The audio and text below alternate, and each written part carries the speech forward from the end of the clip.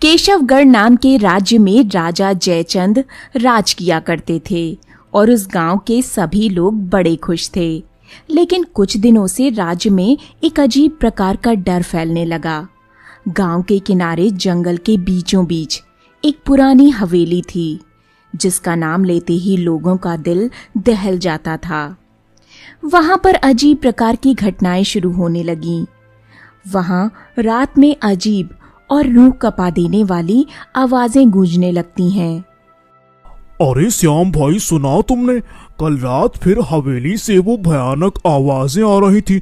इस बार तो जैसे कोई जंजीरें घसीट रहा हो। आवाज इतनी तेज थी कि मेरे घर के बर्तन तक हिलने लगे।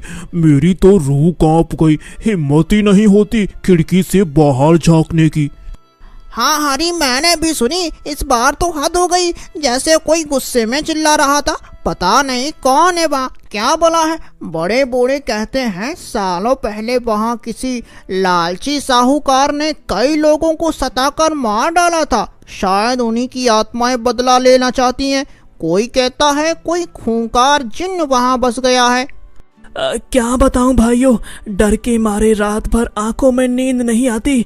पलकें झपकते हैं तो वही आवाजें कानों में बजने लगती हैं। ऊपर से ये रोज रोज की नई नई अजीब घटनाएं। अब तो दिन में भी हवेली की तरफ देखने में भी डर लगता है।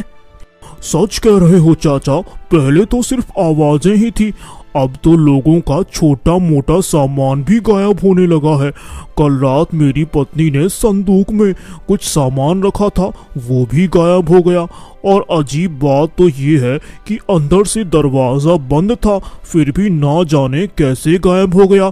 मुझे तो डर लग रहा है भैया। अगले दिन सभी लोग उसी हवेली के बारे में बातें कर रहे थे कि तभी अरे बचाओ, अरे बचाओ, अरे बचाओ रे, मेरे घर में कौन घुस गया।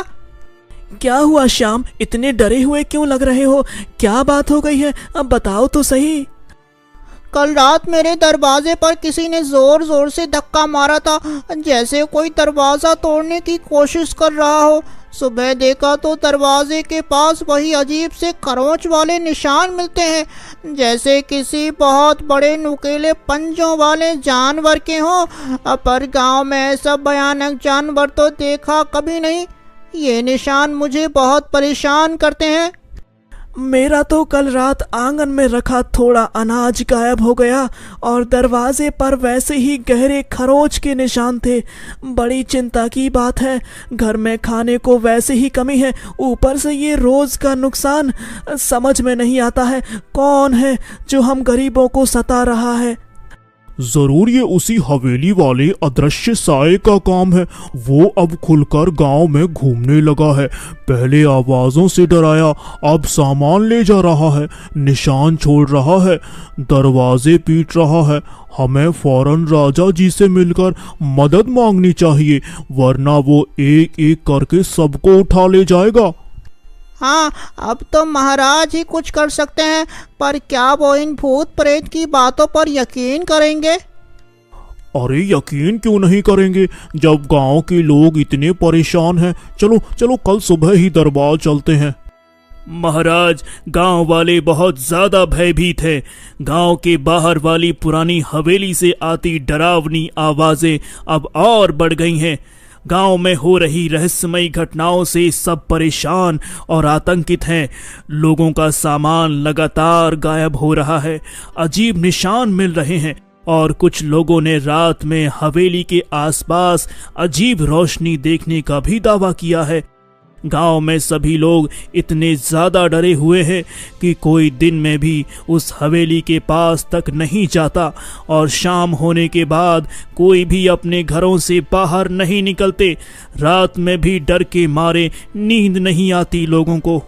मंत्री जी, ये स्थिति सच में बहुत गंभीर होती जा रही है। प्रजा का भय दूर करना और उनकी रक्षा करना हमारा कर्तव्य है। लेकिन आपने जो गुप्तचर भेजे थे उनका क्या हुआ? महाराज 2 गुप्तचर भेजे थे, पर वे हवेली के पास तक जाने की हिम्मत नहीं जुटा पाए।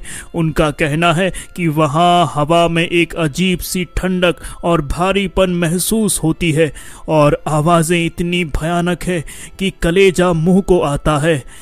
एक गुप्तचर ने तो दूर से किसी हिलती हुई परछाई को भी देखने का दावा किया है। वहां किसको भेजा जाए, कौन वहां जाने की हिम्मत रखेगा, कुछ भी समझ में नहीं आ रहा है महाराज। अब हम क्या करें? ये मामला बहुत पेचीदा होता जा रहा है।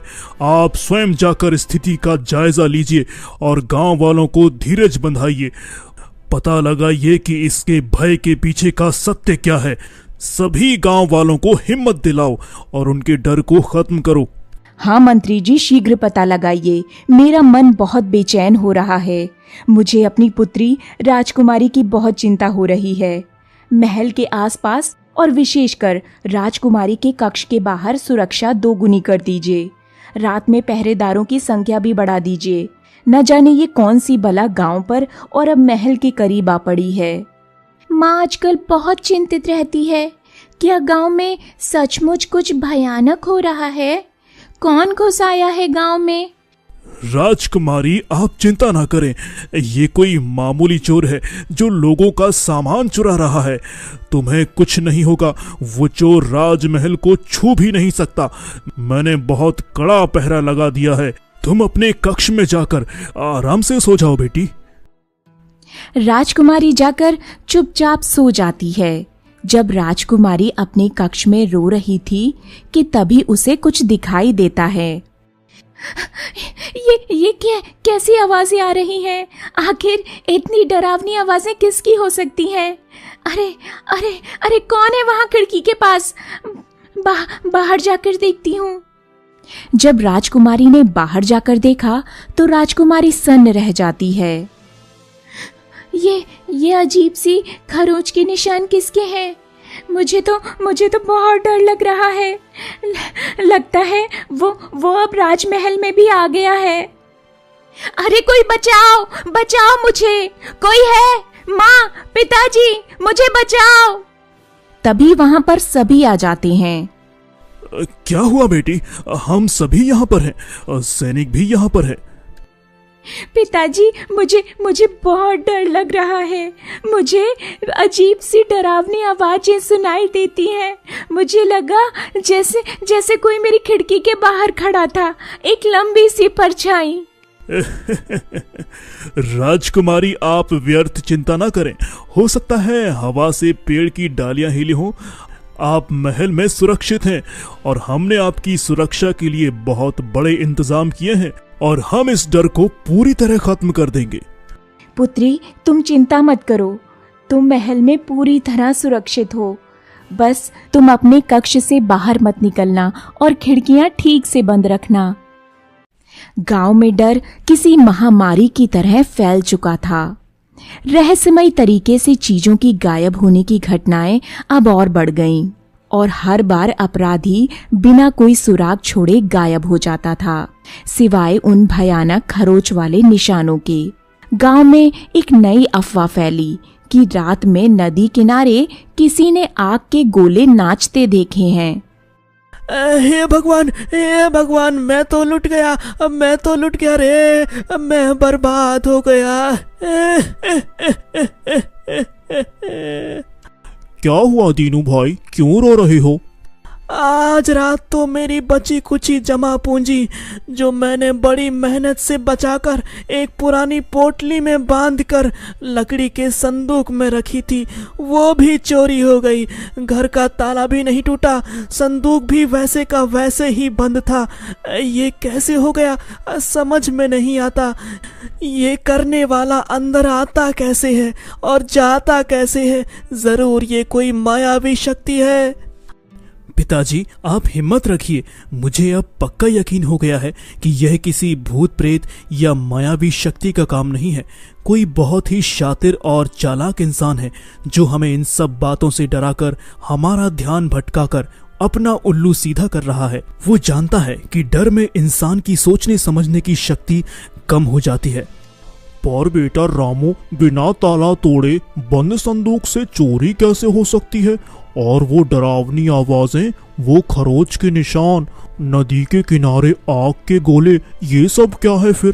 कोई अकेला इंसान ऐसा कैसे कर सकता है? जरूर उसके साथ कोई बुरी आत्मा है। आज दीनू किसान के घर चोरी हुई थी कि अगले दिन एक और खबर आती है जिससे लोग और भी ज्यादा डरने लगते हैं। अरे मेरी बकरियां, अरे ये कैसे हो गया? अब बचाओ बचाओ रे कोई इस भूत से। अब आपको क्या हो गया श्याम, क्यों इतना शोर मचा रहे हो?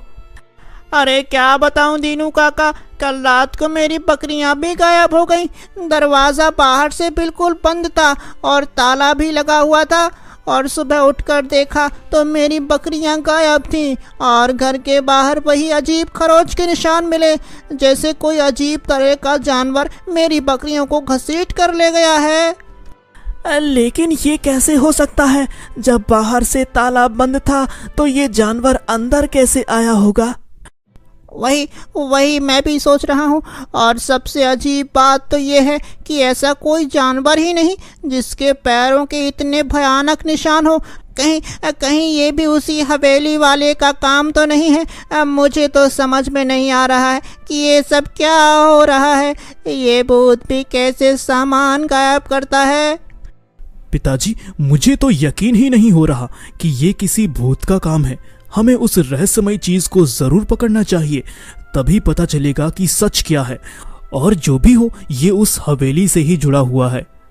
बेटा, जो भी हो, चाहे भूत हो या इंसान, हमारे लिए तो मुसीबत ही है। हम गरीब लोग कहाँ जाएंगे? पहले ही मुश्किल से गुजारा होता है, ऊपर से ये रोज का नुकसान। राजा जी के सिपाही भी कुछ नहीं कर पा रहे, वो भी वहाँ जाने से डर रहे हैं।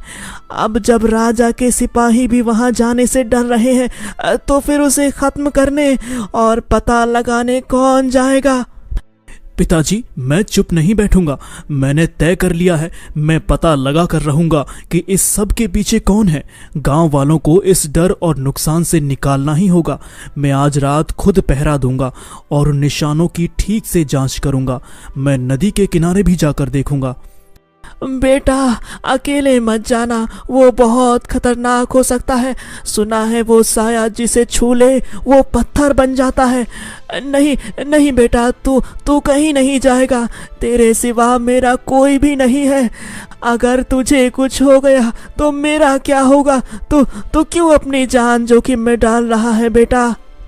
पिताजी, अगर वहां सैनिक भी नहीं जा रहे और कोई गांव वाला भी वहां जाने की हिम्मत नहीं रखता तो फिर वहां जाएगा कौन? ऐसे तो हम सब डरते रह जाएंगे और सब कुछ गायब हो जाएगा। अब मुझे ही वहां जाना पड़ेगा, तभी इस समस्या का समाधान होगा। नहीं रामू, वहाँ अकेले जाना ठीक नहीं। हम 2-4 साथ चलेंगे। जब वो इतना कुछ कर सकता है, सब कुछ गायब कर सकता है, तो वो तुम्हें भी नुकसान पहुंचा सकता है। लेकिन जब हम साथ होंगे तो हमें हिम्मत मिलेगी। नहीं श्याम भाई, भीड़ देखकर वो सावधान हो जाएगा। मुझे अकेले ही जाने दो।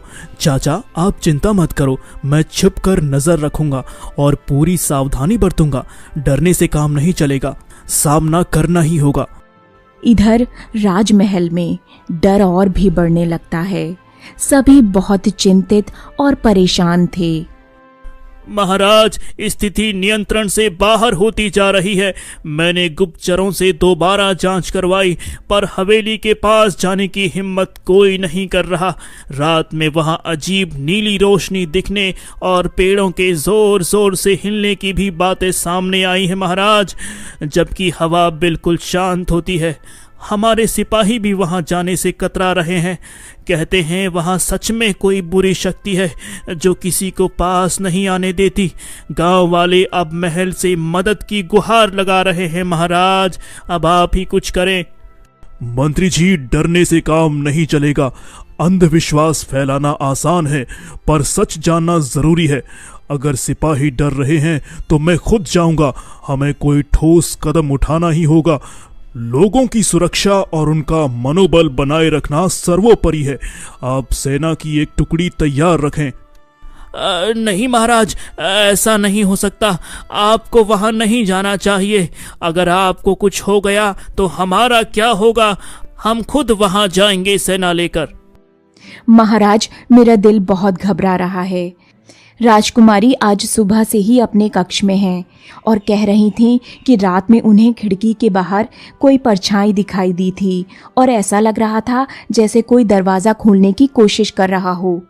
कहीं कुछ अनहोनी ना हो जाए, इसीलिए मैंने उसके कक्ष के बाहर पहरा कड़ा करवा दिया है। रानी शांत हो जाइए, मैंने सुरक्षा बढ़ा दी है। राजकुमारी महल में सुरक्षित है। परछाई हवा या पेड़ की भी हो सकती है। मैं खुद जाकर उसे समझाता हूँ और देखता हूँ। तुम व्यर्थ चिंता करके अपनी सेहत खराब मत करो। राजा जब राजकुमारी के कक्ष के पास पहुंचे तो वहां तैनात 2 संतरी बेहोश पड़े थे। राजा का माथा ठनका और वो तलवार खींचकर तेजी से अंदर गए।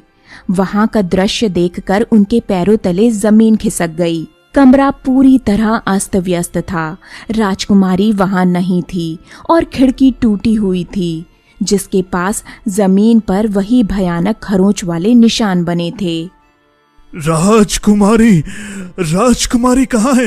मंत्री, सेनापति, कोई राजकुमारी को उठा ले गया है। अनर्थ हो गया। मेरी बेटी को मुझसे कोई छीन ले गया। नहीं, मेरी बेटी, मेरी इकलौती राजकुमारी। मैंने कहा था मुझे अनहोनी का डर लग रहा है। जरूर उस हवेली वाले अदृश्य निर्दयी दुश्मन ने उसे उठा लिया है। हे भगवान, मेरी बच्ची को बचा लो, मैं उसके बिना नहीं जी पाऊंगी। महाराज, स्वयं को संभालिए, महारानी जी को भी संभालिए। विलाप करने से कुछ नहीं होगा। हमें तुरंत कार्यवाही करनी होगी। हमें चारों दिशाओं में घुड़सवारों को भेजना चाहिए। हर रास्ता, हर जंगल छान मारना होगा। राजकुमारी को ढूंढना होगा। हाँ, वही निशान।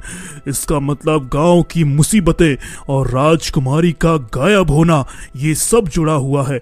वो कोई साया या भूत नहीं, कोई शातिर इंसान है। वो कोई बहुत ही खतरनाक अपराधी है जिसने मेरी बेटी पर हाथ डालने का दुस्साहस किया है। उसे मैं पाताल से भी निकालूंगा और जिंदा नहीं छोड़ूंगा। हे भगवान, अब तो हद हो गई। राजकुमारी जी भी सुरक्षित नहीं रही। महल में घुसकर उठा ले गया। जरूर वो हवेली वाला राक्षस अब इंसानों को उठा रहा है। अब हमारा क्या होगा? गांव खाली करके भागना पड़ेगा। अरे, अब भी भूत राक्षस की बात कर रहे हो? राजा जी खुद कह रहे हैं कि ये किसी इंसान का काम है। वही है जिसने गांव में आतंक मचाया और अब राजकुमारी जी को अगवा कर लिया। पर कौन हो सकता है वो इतना ताकतवर और चालाक? और उसका असली मकसद क्या है? मुझे अभी भी बहुत डर लग रहा है। पर क्यों? राजकुमारी जी को क्यों ले गया वो? उसे राजकुमारी जी से क्या दुश्मनी हो सकती है? हरी चाचा, मुझे लगता है इसका मकसद सिर्फ राजकुमारी जी के कीमती रत्न और आभूषण चुराना नहीं है। शायद वो राजा जी से कोई पुरानी दुश्मनी निकालना चाहता हो या राज्य में भय फैलाकर कोई बड़ा षड्यंत्र रच रहा हो। उसने सोचा होगा कि राजकुमारी को अगवा करके वो आसानी से अपनी मांगे मनवा लेगा या राजा जी को कमजोर कर देगा। रामू बेटा, तुम्हारी बात में गहराई है। खतरा बहुत बड़ा है। राजकुमारी की जान हर पल जोखिम में है, पर हमें उसे हर हाल में बचाना होगा। मंत्री जी, पूरी सेना तैयार कीजिए। हम आज ही अभी उस मनहूस हवेली पर आक्रमण करेंगे और उसे धूल में मिला देंगे। एक एक पत्थर उखाड़ देंगे। महाराज, क्षमा करें, पर मेरा निवेदन है कि सेना के एक साथ धावा बोलने से शायद वो घबराकर या बौखलाकर राजकुमारी जी को कोई गंभीर हानि पहुंचा दे। वो चालाक और क्रूर है। उसने जरूर भागने या छिपने का कोई गुप्त रास्ता बना रखा होगा। क्या आप मुझे एक अंतिम अवसर देंगे? मुझे अकेले जाने दीजिए महाराज। मैं चुपके से जाकर पहले स्थिति का पता लगाता हूँ और राजकुमारी जी को सुरक्षित निकालने की कोशिश करता हूँ। मेरे पास एक योजना है। नहीं रामू बेटा, ये बहुत ज्यादा खतरनाक है। वो अकेला नहीं होगा। उसने 2 सैनिकों को बेहोश कर दिया और महल की सुरक्षा भेज दी। तुम अपनी जान जोखिम में मत डालो। तुम हमारे लिए पहले ही बहुत कर चुके हो। आप चिंता न करें महारानी, मैं अंधेरे का फायदा उठाऊंगा। मैं उस हवेली के चप्पे चप्पे से वाकिफ हूँ। बचपन में दोस्तों के साथ वहाँ खेलने जाया करता था। डर लगने से पहले राजकुमारी जी को सुरक्षित वापस लाना मेरा कर्तव्य है, एक प्रजा होने के नाते और एक इंसान होने के नाते भी। मुझे आज्ञा दीजिए महाराज, मैं वादा करता हूँ मैं राजकुमारी जी को लेकर ही लौटूंगा या फिर वहीं अपनी जान दे दूंगा। ठीक है रामू, तुम्हारी आंखों में मुझे सच्चाई, दृढ़ निश्चय और साहस दिख रहा है। तुम्हारी हिम्मत और बुद्धिमानी पर मुझे अब पूरा भरोसा है, पर बहुत सावधान रहना, हर कदम फूंक फूंक कर रखना है। हम बाहर मुख्य सेना के साथ तैयार रहेंगे। जैसे ही तुम्हारा कोई संकेत मिले या कोई भी खतरा दिखे, हम तुरंत अंदर आ जाएंगे। जाओ बेटा, ईश्वर तुम्हारी रक्षा करे। विजयी होकर लौटो, पूरा राज्य तुम्हारी ओर देख रहा है। रात के घने अंधेरे का फायदा उठाकर रामू एक योद्धा की तरह, दबे पांव एक परछाई की तरह चुपके से उस हवेली की ओर बढ़ा। जैसे जैसे वो करीब पहुंचता गया, वही अजीब डरावनी आवाजें फिर से सुनाई देने लगीं।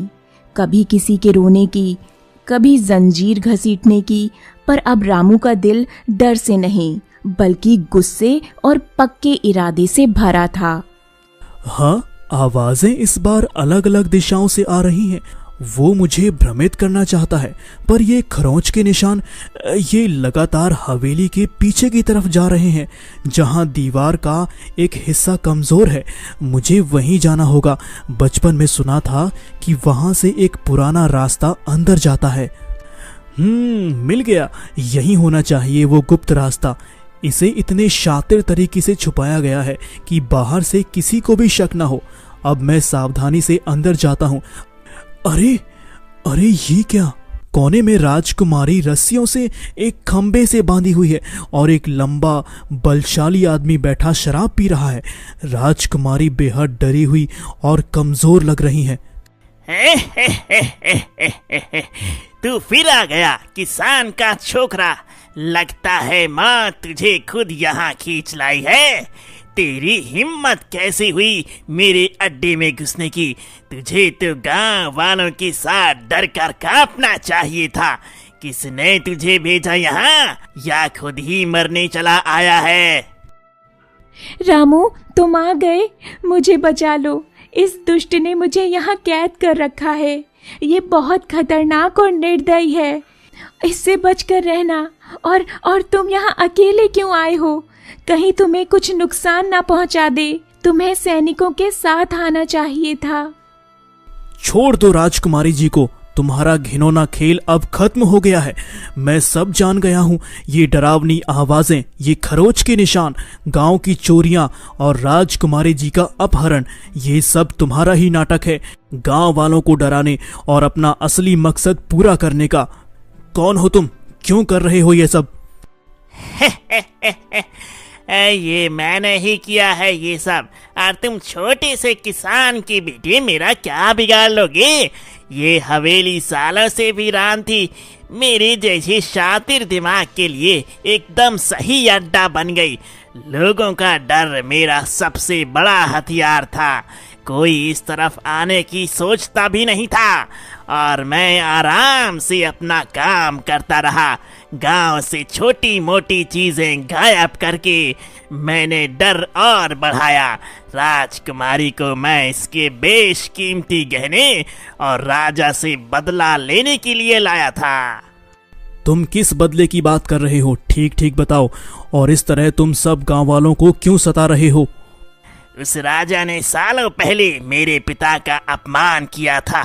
मेरे पिता छोटी मोटी चोरियां किया करते थे, लेकिन पकड़े जाने पर राजा ने उनका बहुत अपमान किया और सारा धन जब्त कर लिया था।